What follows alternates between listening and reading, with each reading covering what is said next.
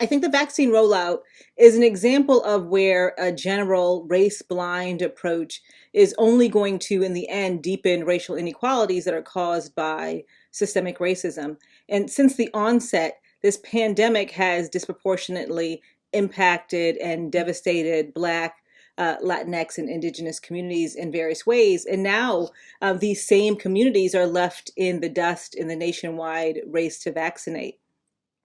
The racial disparities in hospitalization and death rates among these groups are really now mirrored in early vaccination rate data. Black people, for example, are 2 to 3 times less likely than white people to be vaccinated. And part of the obstacle is a really well-earned distrust of the vaccine in Black communities and in other communities of color. And that's part of the legacy of racism and dehumanization. It's another example of how, unfortunately, the United States' failure to deal with its legacy of racism creates problems today. Many communities of color have a longstanding distrust of healthcare professionals because of the history of using Black people for medical experiments. And we can think about Marion Sims, James Marion Sims, who is considered to be the father of gynecology, conducting gynecological experiments on enslaved Black women without the use of any painkillers or anesthesia, and of course the Tuskegee experiment. But I think also some of the disparities can be explained by systemic barriers to vaccine access in low-income communities and communities of color, such as the lack of technology, inadequate transportation access to vaccine sites, because they require a car or they're underserved by public transportation, or the inability to take off work.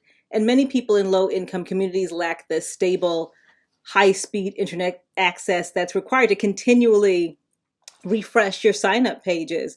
And so I think that the administration now sees that a race-blind approach is not going to get the results we want because of these systemic inequalities.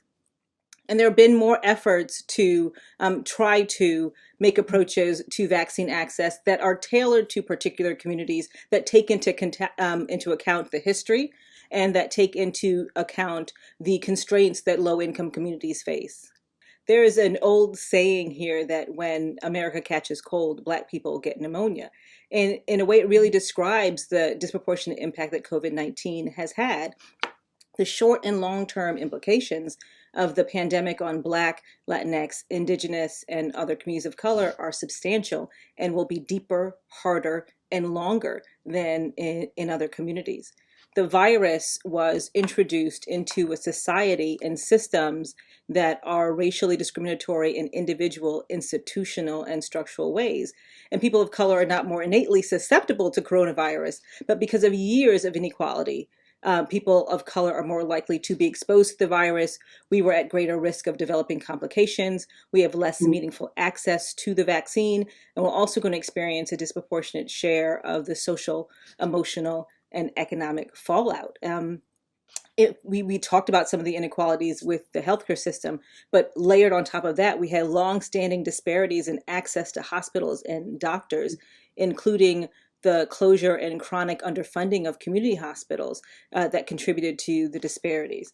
Living in highly dense, segregated housing in under-resourced communities contributes to the racial and ethnic disparities, as does the increased likelihood of living in a community or housing that's plagued by environmental stressors such as mold or lead paint, lack of access to clean water, or communities that are more likely to have pollution causing highways running through them, or factories located within them that result in health problems that were then put them at more risk for COVID. And then add to this that people of color are more likely to work in low-wage jobs, more likely to be let go from those jobs, more likely to be compelled by economic necessity to work in jobs where they lack the luxury of being able to work remotely.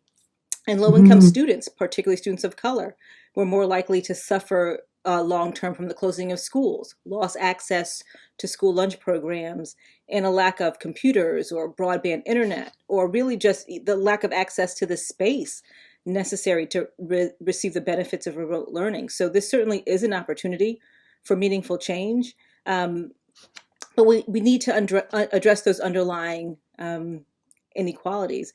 The response at the city, state, and more recently at the federal level here shows that meaningful change is possible. We are doing things that people have always said were impossible. We're getting internet access and technology to kids. During the lockdowns, people who were hungry were provided with food. We're housing record numbers of people who were experiencing homelessness. But one challenge is that we're implementing all of these measures as temporary, and we have still not dug deeper to challenge those systems that at a more fundamental level created these racial and economic disparities that gave rise to the inequalities and disparate impact we saw during the pandemic.